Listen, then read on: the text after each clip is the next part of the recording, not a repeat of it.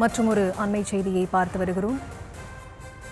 கரூர் கூட்ட நெரிசலில் சிக்கி உயிரிழந்த 2 குழந்தைகள் ஒரே குழியில் அடக்கம் செய்யப்படக்கூடிய அந்த காட்சிகளை பார்த்து வருகிறோம். அதற்காக குழியை தோண்டி வரக்கூடிய காட்சிகளும் திரையில் ஒருபுறம் பார்த்து வரக்கூடிய சூழலில் இது தொடர்பான விவரங்களோடு இணைந்திருக்கிறார் எமது திருப்பூர் செய்தியாளர் பூபதி. அவரிடம் பேசலாம்.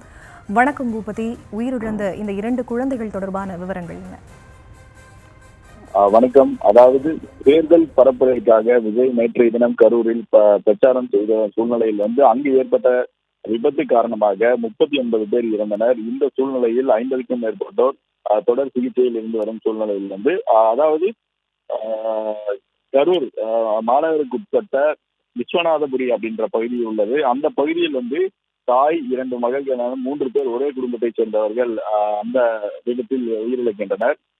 அவர்களது இறுதி அடக்கமானது இந்த அடக்கமானது நடைபெற்றது. அதில் 2 குழந்தைகளை ஒரே குழியில் 2 பேரையும் அடக்கம் செய்துவிட்டு மற்றும் அருகிலேயே தாயின் உடலையும் அடக்கம் செய்தது அங்கு பெரும் ஒரு இதா ஏற்பட்டது.